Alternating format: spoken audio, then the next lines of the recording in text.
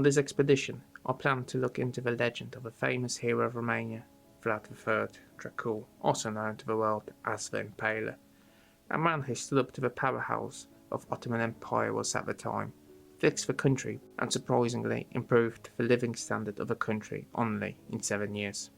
Some say he was a hero, some say he was a tyrant, a man feared by many for his cruelty, so hide your gold, take out your silver, and prepare your garlic bread as I set out to Romania. You might be thinking, wow, you look different compared to the last video. Well, yeah, my hair's a bit different. Well, still long, but as you can see, it's in a ponytail. My long beard's gone.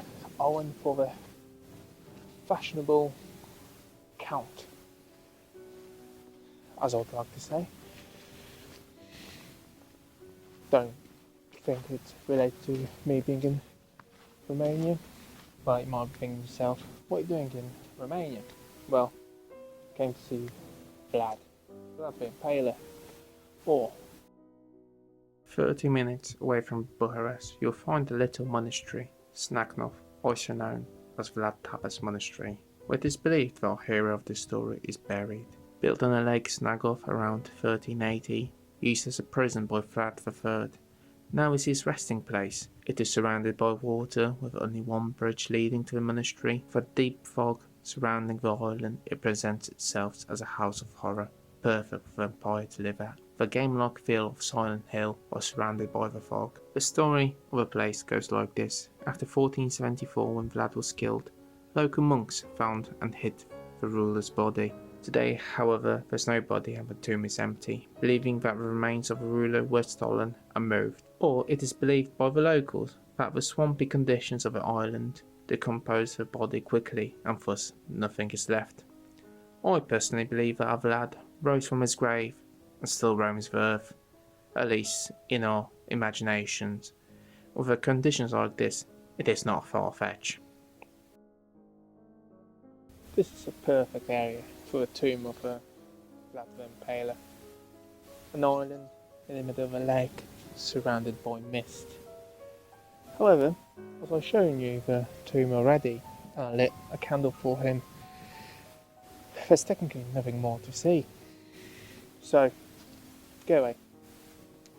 You're not needed here anymore. No, really, go away. I don't want you here. It's cold. I'm going back inside.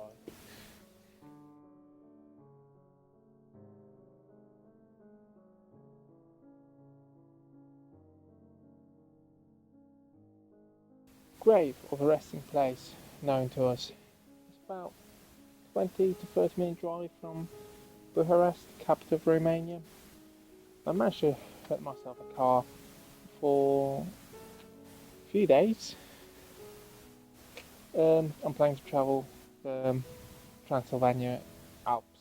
I think that's what they call it. But yeah, I rented myself a car and for free I managed to get myself an upgrade to Volkswagen.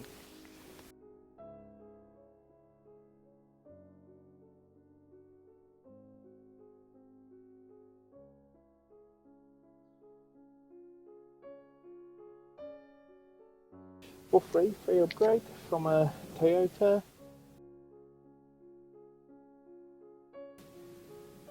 I'm quite pleased with this upgrade. It still costs. I don't have to pay anything extra for it. Let me pop you down here so I can actually. Ooh. There. Perfect.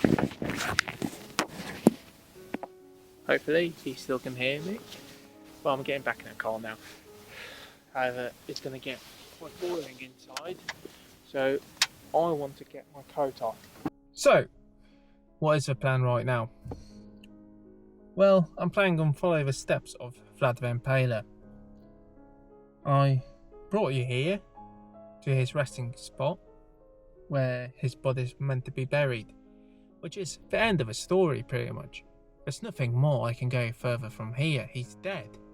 I showed you this, and I told you guys, that's it, I don't want you here, stop following me.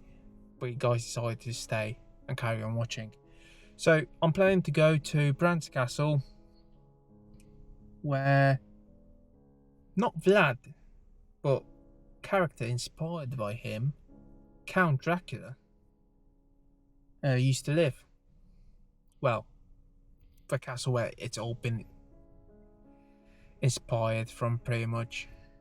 On the way, there's a few other castles I want to check out, mainly Peles Castle, which is one of the Romanian wonders. As I set out on my adventure to the city of Bran, House of Stoker's Count, I think I could not ask for better weather for this video, surrounded by the fog. I have a feeling that I'm being chased by the famous Count, that I'm being watched all the time, with it improving later on in the day so I can actually explore the landscapes and the views of this beautiful country. When I get to my first stop, Palace Castles, I get a chance to stretch my legs and enjoy the views of a snowy wonderland. Got to Peles Castle, one of the wonders of Romania. Well, haven't got there yet, but to the courtyard. So if I turn around, you can see one of the little palaces just right behind me. I think coming here in November, when there's a bit of snow on the ground, the trees are covered in it, gives it a bit of a fairy feeling, like a fairy tale. Ah yes, a fairy tale. I felt like I was in Narnia, with two lions guarding the entrance, snowy landscapes, and the palace in the background. I felt like a kid exploring my childhood imaginations. Sadly, the palace was being repaired from the outside, so I did not get to enjoy it in full glory. However, I still could see the wealth and power that was put into it. The castle was also featured in the Netflix film Christmas Prince and its two sequels, which is one of my favourite Christmas movies as well.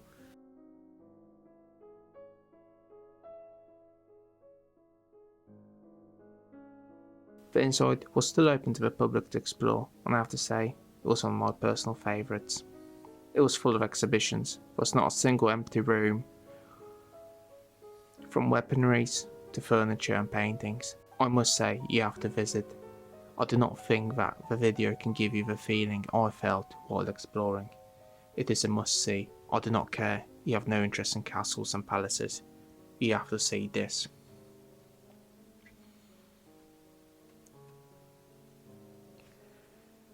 The history of the castle is also a key point to me on this journey. Built in 1872, way after Vlad's death by King Howard I, ordered the construction of the castle as a hunting lodge for the royal family. Construction of the castle was slowed down by Romania's war of independence against Ottoman Empire. However, this time Romania won compared to Vlad's defeat.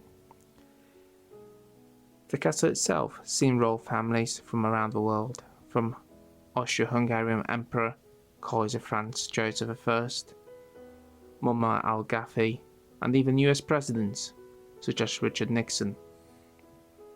Originally personal property of the royal family, Peles Castle was nationalised when King Michael I was forced to abdicate and forced into exile by the Social Republic of Romania.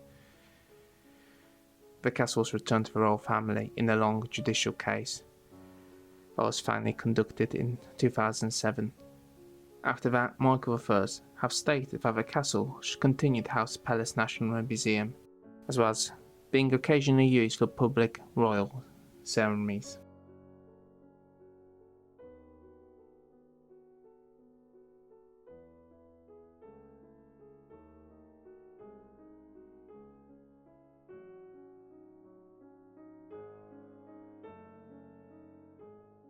I managed to find myself a place where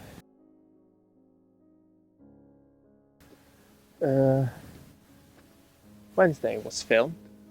Just a bit odd that here it's on my way. I don't think I ever watched that series, to be honest, but being here, when I get to a hotel, I might give it a go.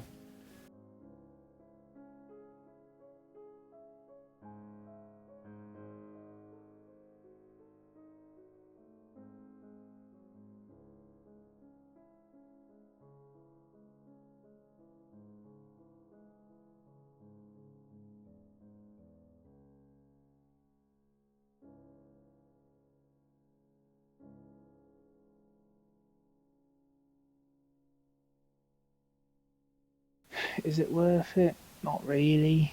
It is just a shell from outside. There's a car park here. Again, I don't know if I got scammed here because I got stopped at the gate saying I need to pay a ticket. But from reading the reviews on Google Maps saying that you can walk around here for free without buying a ticket on the grounds, which I think I would prefer to do. Because I managed to find myself street parking here. However, without that ticket, I managed to get into a copy, not really a good copy, of Wednesday's Room from the Netflix series, and then in about an hour I got a tour of the castle itself. Hopefully I'll not feel disappointed, especially spending that much money when the castle before, the Peles, I spent 37 leu, and actually I was really impressed with it.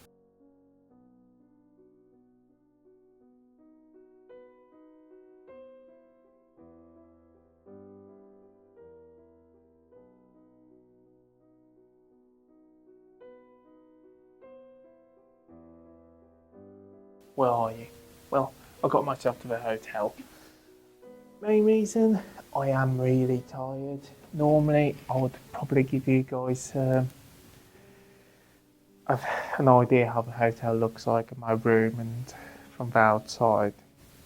However, I don't do this full time, do I?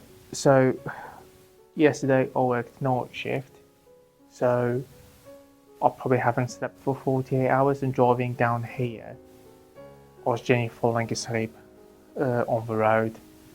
I'm going to get myself to bed and I'm going to wake up early tomorrow, and then I'll carry on where I left off from there. But a little sneak peek to what's coming up tomorrow.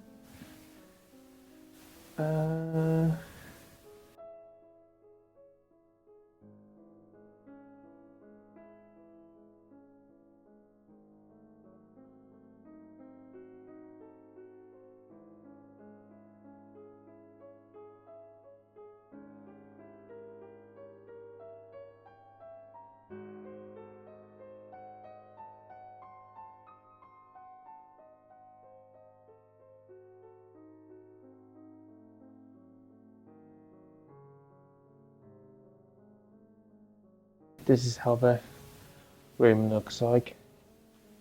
Also got a little terrace. Let me show you with a nice view. So if I turn around, right behind me, just above my head, you should be able to see. Ooh, no, that way. Right there is Dracula's Castle.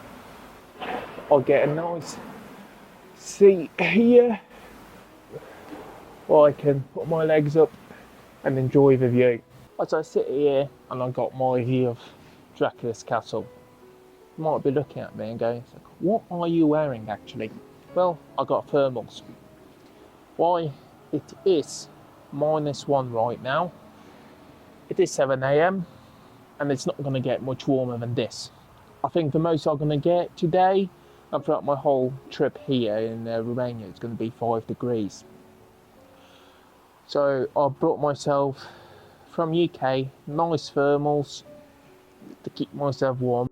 Dracula Castle, built in 1377 by Saxons under privilege of Hungarians. The fortress on the Transylvanian side of the historical border with Wallachia. The castle, commonly known to the world as Dracula's Castle, is marketed as home of the famous Count Dracula. I believe that most of us know there is no real link between Count Dracula and our Vlad, apart from the name Dracula or Dracul, originally meaning son of a dragon, coming from the Order of a Dragon founded by King of Hungary, where both Vlad II and his son Vlad the Impaler took the name. Well, Dracul also means the devil or son of a devil in Romanian, and the original meaning was changed to fit the character of Vlad the Impaler. There's no real evidence pointing that this castle is the home of Dracula, and does not even show resemblance to the fictional castle of the Count. Also, there's no evidence that Vlad the Impaler even took a step inside the castle itself. Now, the castle itself has taken on the name as the home of Dracula, and they pay up to the story. There's plenty of exhibits playing up to the legend of the Count, and vampires itself, as well as some local legends of grim reapers, Strogi, Slavic legends of troubled spirits that gain vitality from blood of their victims, from legends of girls dancing in the fields,